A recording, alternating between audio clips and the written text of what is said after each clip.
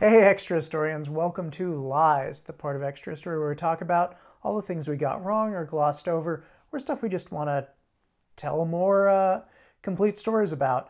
I'm Robert Rath. I wrote the Sun Yat-sen Series, and this is one of my favorite historical topics.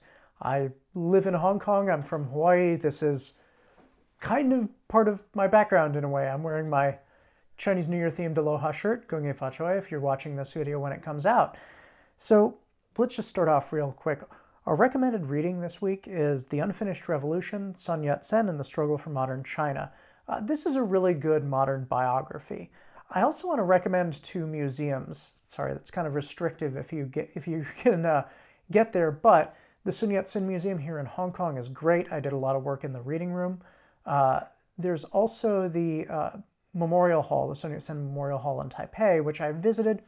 It's not quite the same museum experience. It's not as much interpretation, but it certainly is very interesting. There's also a Sun Yat-sen historical trail here, but it's more specifically about like what happened here in Hong Kong rather than the full story. So let's blow through a bunch of mistakes we made. For a lot of the maps, we should have included Mongolia. There was a revolution in Mongolia in 1911, 1912. It was kind of out and in during the period that we cover. It was not fully out in the time period of the fifth episode. Again, it went out. It was under the protection of Russia.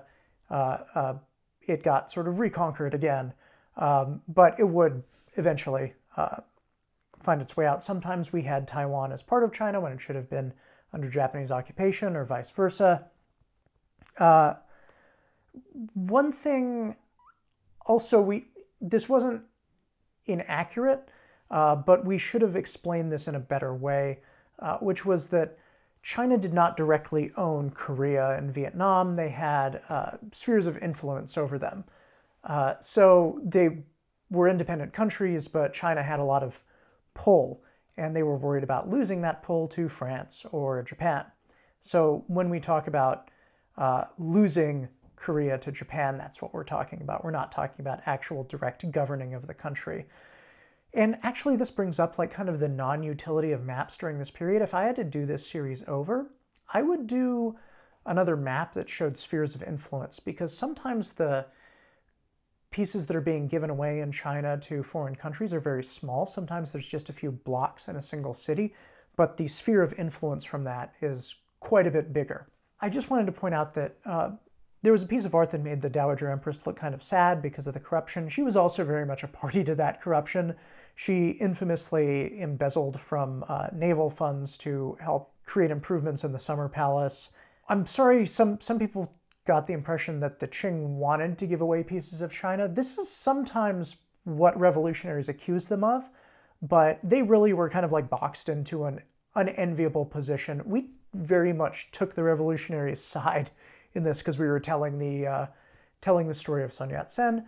But if you saw it from the Qing government side, you might say, okay, well, things are corrupt and not great, but they didn't intentionally make these decisions that ended up with parts of China in foreign hands. We used a modern German flag, which is also the post-1919 flag, intentionally when it should have been the imperial flag at certain points, because I didn't want to change flags in the middle if I thought certain people might not be as familiar with German history.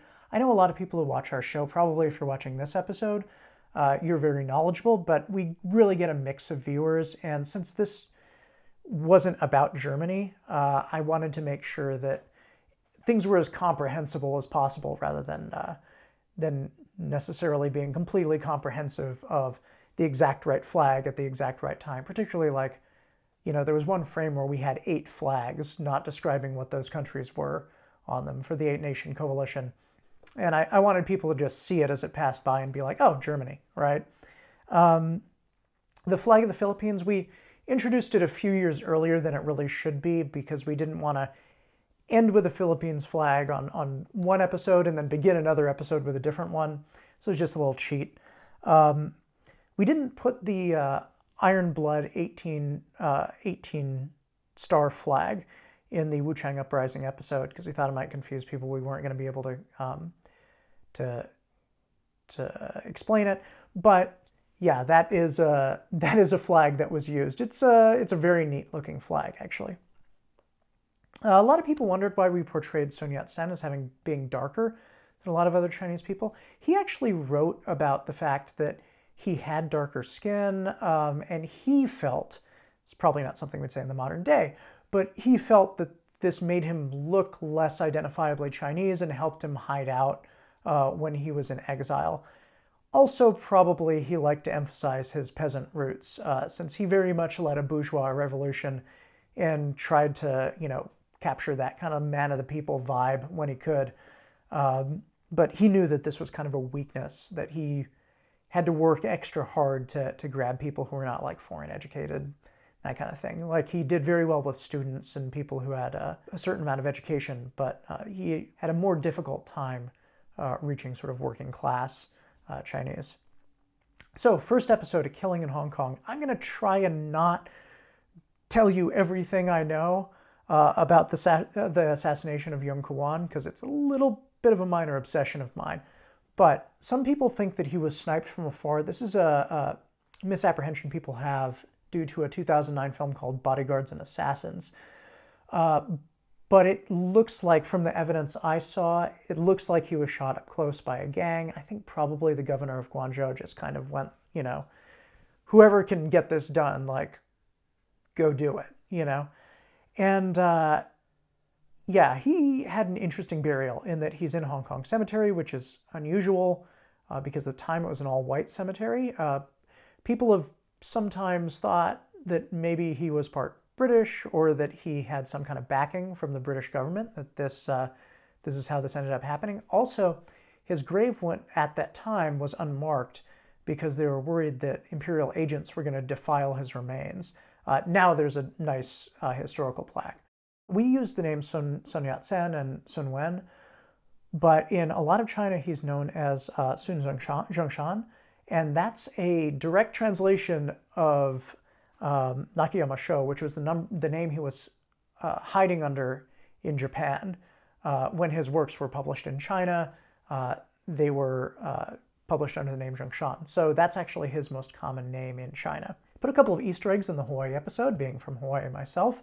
That is King Kalakaua, who gave him a prize for English language writing. Also, the two schools he went to, for the record, are still around. Iolani and Punahou School was the American missionary school. It was then called Oahu College. The other famous head of state that has graduated from there, Barack Obama. Let's talk a little bit about triads. So these secret society groups started up when the Han Dynasty fell and the Qing took control, and they kind of just still existed for 2 centuries. Some of them did turn to crime. Others were just straightforward secret rebel organizations. There were also some that were kind of like neighborhood groups, or were what's called tongs, benefit societies of people who were from the same village or same area of China. So not all of them were criminals. We should, make that clear.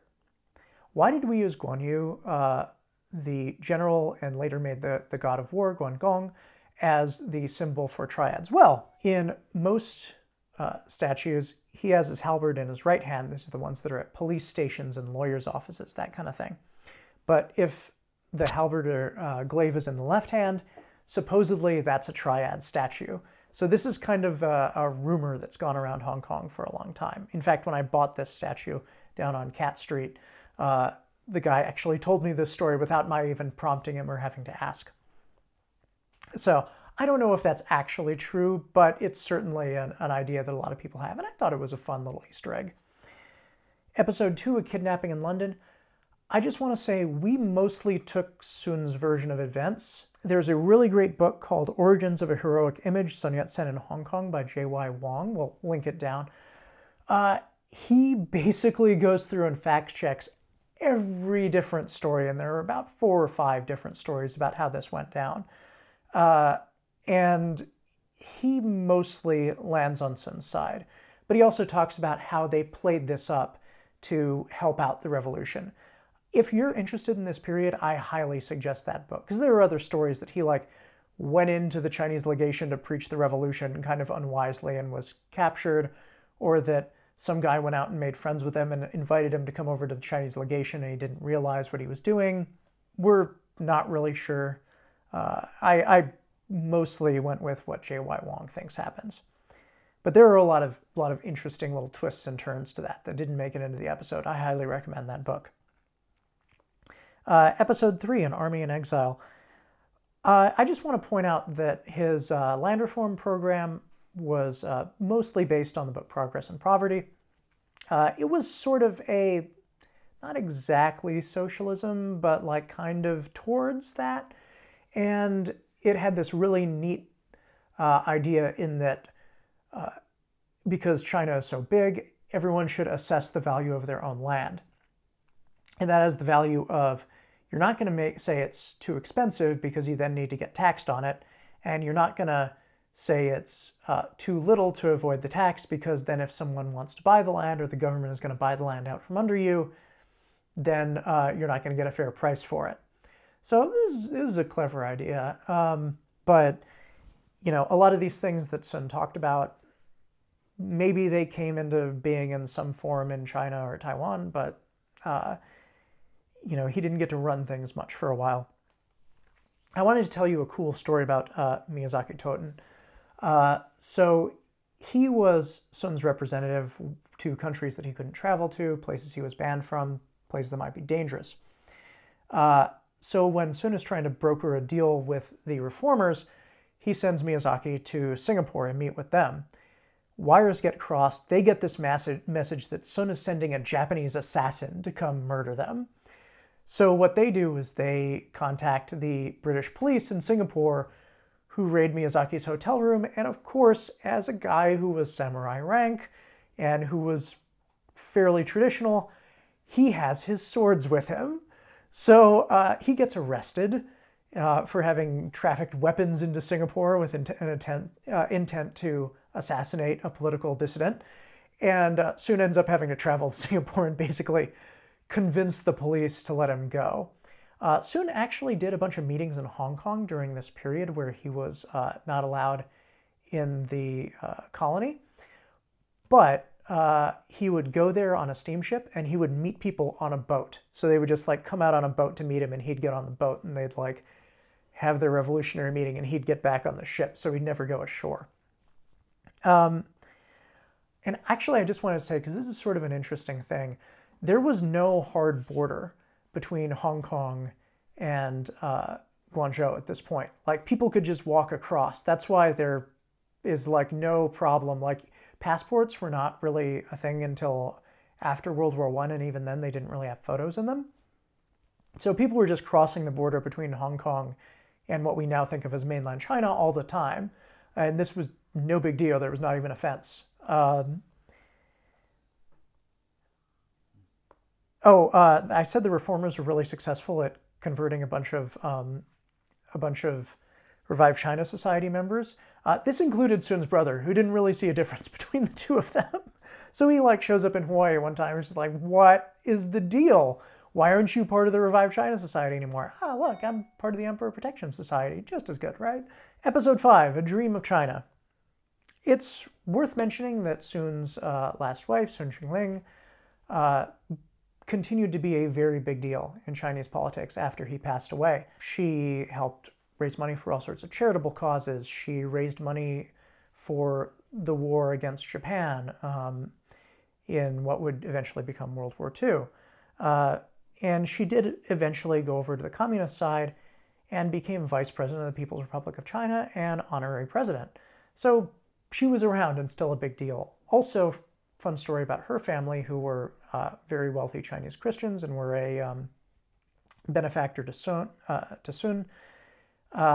They had 3 daughters. There's this story that one loved money, one loved power, one loved China.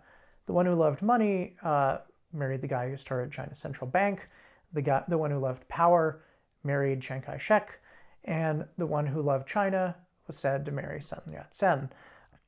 She was also a big champion of women's rights, by the way, Sun Xingling. I wanted to say a bunch of the mercenaries that are crossing into China during the warlords period are whole units of white Russians who during and after the Civil War basically crossed the border and are just like, hey, we can't go home, put us to work. Sun's railway engineering program. He was not a railway engineer. He really didn't know all that much about railroads. And as we said, his plans were very unrealistic and ended up wasting a lot of money. However, he did have this long-term vision that ended up becoming adopted, and it still, to a certain extent, is followed today. Sun also did a few things that he had originally been against when the Qing government did them. This is a pretty normal thing when it comes to idealistic revolutionaries, right? You have a really great idea of how things should be run, but then you get your hands on the levers of power and you're like, oh, the reason that they were forced into this terrible decision is they had no other choice. Things like, for example, when he was dealing with Soviet Russia, he, as part of his deal, was like, okay, well, the Mongolian Revolution has taken hold, and we're just going to let him go if I manage to get power again in China. Or the nationalization of the railways, which is, okay, that's a thing that has to happen, right?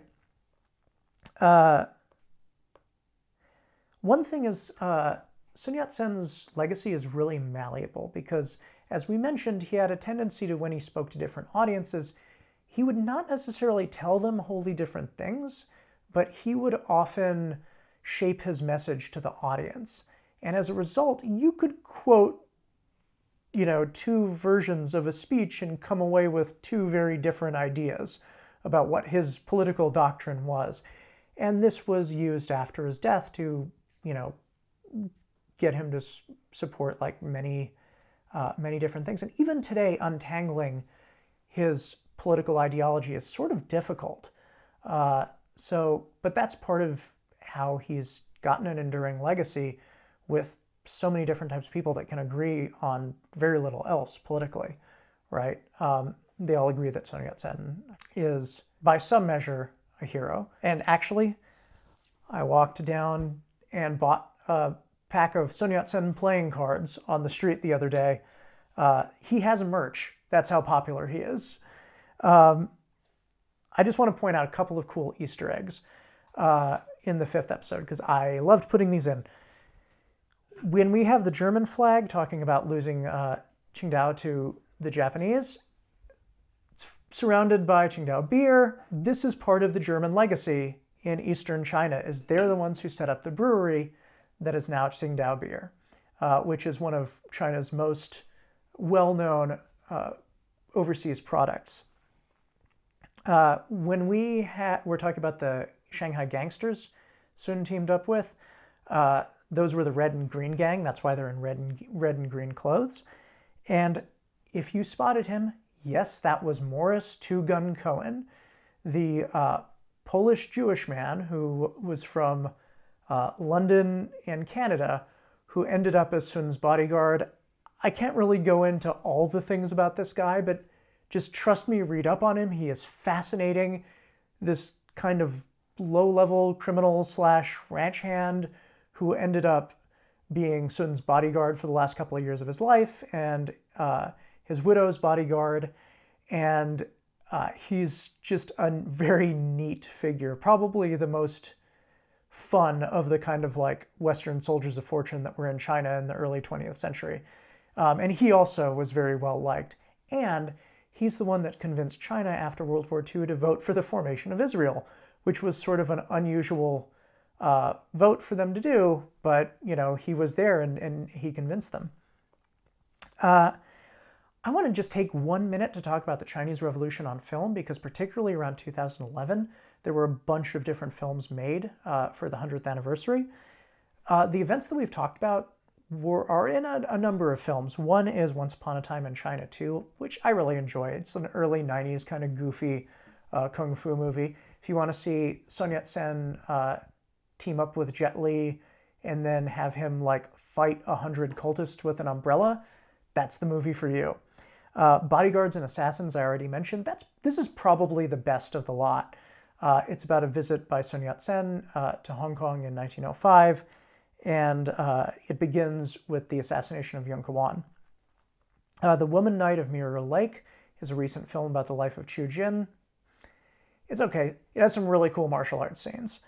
And she's kind of like made into like a Tarantino heroine, which is just sort of fun to see. 72 Heroes is about the Second Guangzhou Uprising, which we missed. And 1911 is the Wuchang Uprising to the rise of Yuan Shikai. I wish it was better than it is, but it has some neat battle scenes in it. So, let's talk about Walpole.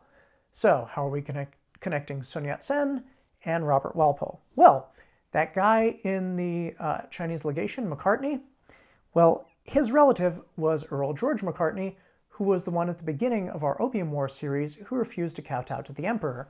He's also famous for the quote, "The sun never sets on the British Empire." People think that this is about, like, that the empire would never end. Actually, this is about after the Treaty of Paris, which ended the 7 Years' War, Britain had this global empire where literally the sun would be shining on some part of it. So, the 7 Years' War, pardon me, it's partially kicked off because Austria wanted territory back that it had lost in the War of Austrian Succession. And the War of Austrian Succession kind of swallowed a bunch of smaller wars, including a war called the War of Jenkins' Ear, which was literally partially started because the Spanish boarded in a British ship and cut off this Welsh guy named Jenkins' Ear. The guy who was trying to keep Britain out of that war, Robert Walpole.